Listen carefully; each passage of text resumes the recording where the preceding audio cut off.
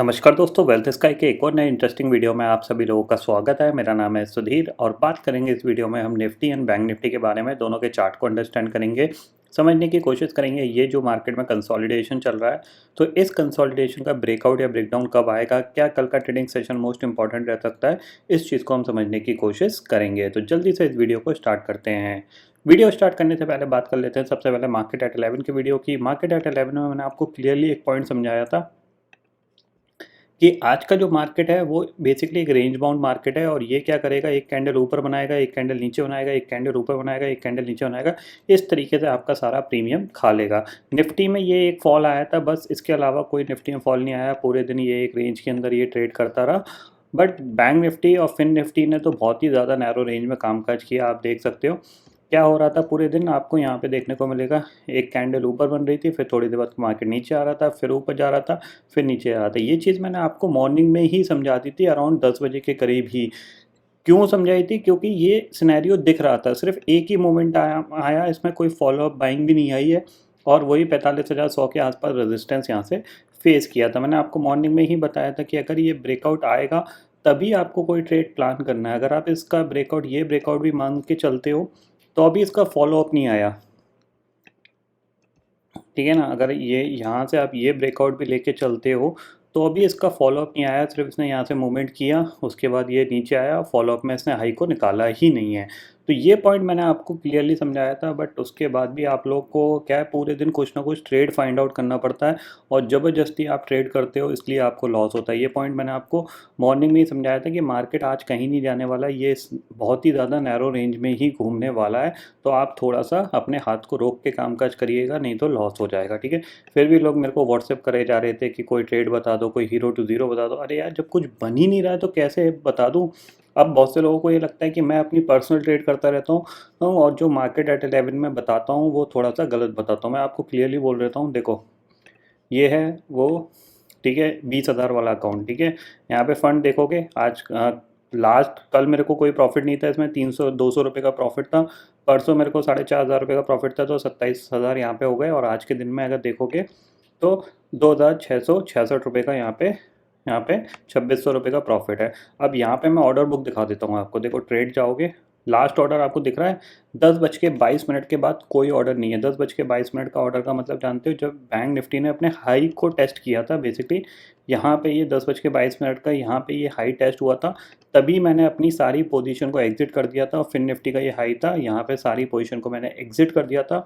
उसके बाद मैंने कोई भी ट्रेड नहीं डाली है। देख रहे हो आप, 10:22 के बाद आपकी कोई ट्रेड नहीं है।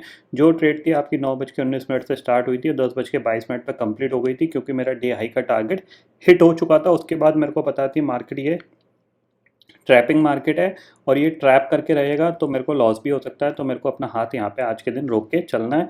तो 2,600 रुपये का प्रॉफिट हुआ था और 2,600 प्रॉफिट के बाद मैंने कोई ट्रेड यहाँ पे नहीं प्लान करी। इसके बाद भी लोग मेरे को व्हाट्सएप पे करे जा रहे थे, मैं उनको यही चीज़ बोल रहा था कोई ट्रेड नहीं है, आप अवॉइड कर दो। उन्हीं लोगों को मैंने मैसेज करके मना किया मत ट्रेड करो, फिर वो शाम को मैसेज डालते हैं कि सर मुझे 10,000 का लॉस हो गया, मुझे 15,000 का लॉस हो गया, मुझे 20,000 का लॉस हो गया।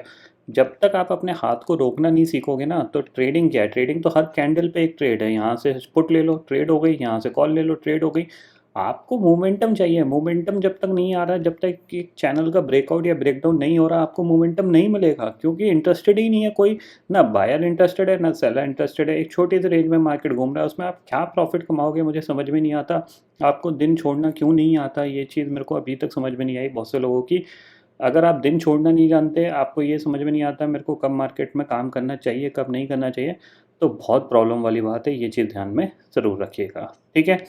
अब बात कर लेते हैं कल क्या हो सकता है, उसको अंडरस्टैंड करते हैं। आज की एक्सपायरी हो गई फिर निफ्टी की। कल बैंक निफ्टी के लिए इंपॉर्टेंट डे है और निफ्टी के लिए, क्योंकि वेडनेसडे का ट्रेडिंग सेशन है और नॉर्मली क्या होता है, वेडनेसडे और एक्सपायरी वाले दिन, ये दोनों दिन में काफ़ी हद तक एक अच्छा मूवमेंट बन जाता है। तो करेंटली अगर हम ऑप्शन चेन डाटा को देखें, यहाँ पे 19,600 की जो कॉल है, वहाँ पे करीब करीब 1,27,00,000 का ओपन इंटरेस्ट खड़ा हुआ है। 19,600 के पुट पे 62 लाख का ओपन इंटरेस्ट खड़ा हुआ है। 19,500 की जो पुट है, वहाँ पे 93 लाख का ओपन इंटरेस्ट है। 19,500 की कॉल पे करीब 38 लाख का ओपन इंटरेस्ट दिख रहा है, ठीक है। इतना आपको समझ में आ गया। यहाँ पे चार्ट पे चलते हैं, तो चार्ट पे सेम लॉजिक है जो मैं कल आपको बता रहा हूँ, ठीक है। इस चैनल के ब्रेक डाउन पे तो हम ज़रूर ट्रेड करेंगे, ध्यान रखना, ठीक है। ब्रेकडाउन पे तो ज़रूर ट्रेड करेंगे। ब्रेकआउट पे भले ट्रेड करें ना करें कोई मैटर नहीं करता, बट ब्रेकडाउन पे ज़रूर ट्रेड करेंगे क्योंकि ऑलरेडी एक पुल बैक आ चुका है। पुल बैक के बाद ये साइडवेज यहाँ पे टाइम पास कर रहा है, तो हो सकता है दोबारा से नीचे आ जाए। ठीक है, इतना आप ध्यान में ज़रूर रखिएगा। यानी ब्रेकआउट पे हम ट्रेड नहीं करेंगे, ब्रेकडाउन पे ज़रूर ट्रेड करेंगे। 19,530 के नीचे जाता है तो हम ज़रूर शॉर्ट करेंगे। टारगेट हमारे पास होना चाहिए 19,400 और 420 का। ठीक है, निफ्टी का व्यू समझ में आ गया। यहाँ पे बैंक निफ्टी की बात कर लेते हैं, तो सेम व्यू बैंक निफ्टी का भी है जो मैंने आपको कल बताया था। इसको 50 मिनट का टाइम फ्रेम बना लो। और एक चीज़ ध्यान में रखिए, देखो आप लोगों में क्या है, बहुत मैंने आपको हमेशा एक पॉइंट बताया है कि अगर मार्केट को ऊपर जाना है, मान लो यहाँ से मार्केट को ऊपर जाना है, तो क्या करेगा, ये खुलते ही आपको एक्शन दिखाना स्टार्ट कर देगा। ये ऐसे नहीं घूमेगा, एक कैंडल ऊपर एक कैंडल नीचे, एक कैंडल ऊपर एक कैंडल नीचे, ऐसा नहीं करेगा। ये खुलते ही एक्शन दिखाना स्टार्ट कर देगा। अगर इसको नीचे जाना है तो ये खुलेगा, खुलने के साथ ही गिरना स्टार्ट कर देगा। तो आपको मोमेंटम दिखेगा, प्रॉपर प्राइस एक्शन बनता हुआ दिखाई देगा नीचे की साइड या फिर ऊपर की साइड, तभी जाके आपको एक बेनिफिट मिलेगा। अगर आप ये एक कैंडल ऊपर बना रहा है, एक कैंडल नीचे बना रहा है, फिर एक कैंडल ऊपर एक कैंडल नीचे, ये बेसिकली कोई मोमेंटम नहीं होता है। इसमें सिर्फ बायर्स और सेलर के बीच में बेसिकली स्ट्रगल चल रहा है, कौन कहाँ पे ले जाने की कोशिश कर रहा है, और इसमें ऑप्शन सेलर पैसा बना रहा है। तो आपको इस सिनेरियो में नहीं फंसना है, ये पॉइंट ध्यान में रख के चलिए। ठीक है ना, एक अच्छी रेंज में मार्केट क्लोज हुआ है बैंक निफ्टी स्टिल, तो हमें ये ध्यान रखना है कि नीचे की साइड पे अगर ये निकलता है, मान लीजिए 44,850 के नीचे निकलता है, तो हम इसको सेल करेंगे। और अगर 44,750 भी तोड़ देता है तो थोड़ी सी क्वांटिटी और ऐड करेंगे। टारगेट हमारे पास होना चाहिए अराउंड 44,600 का, और 600 भी ब्रेक होता है तो नेक्स्ट टारगेट हमारे पास है 44,500 का।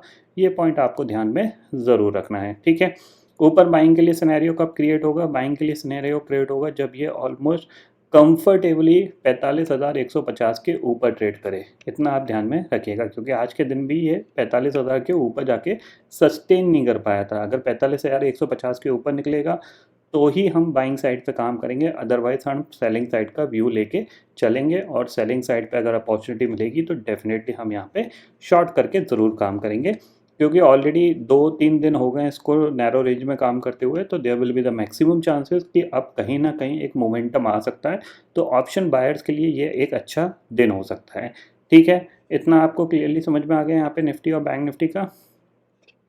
ग्लोबल मार्केट की सिचुएशन देख लेते हैं। ग्लोबल मार्केट में यहाँ पे इंडेक्सेस फ्यूचर्स में जाते हैं तो डाउ फ्यूचर करीब 220 पॉइंट नेगेटिव है, नैस्डैक फ्यूचर करीब 124 पॉइंट नेगेटिव है। यानी ग्लोबल मार्केट में जो over the night bounce back आया था, अब वो हो सकता है आज मार्केट ओपन हुआ तो वो डाइल्यूट होता हुआ दिखाई दे सकता है। तो ये इंडिकेशन दे रहा है कहीं ना कहीं ग्लोबल मार्केट भी हो सकता है थोड़ी देर के लिए, यानी टेम्प्ररी ये नेगेटिव सिनेरियो में कामकाज कर सकते हैं।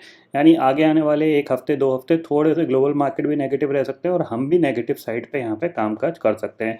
तो एक चीज़ ध्यान रखिएगा, अभी भी मैंने आपको बताया कि नीचे के लेवल पे अभी भी जगह है गिरने की। तो डेफिनेटली नेगेटिव यहाँ पे कोई भी सिनेरियो बनता है, कोई भी जैकपॉट सेटअप बनता है तो आप ज़रूर ट्रेड करिएगा, अदरवाइज़ यहाँ पे आप अवॉइड भी कर सकते हो।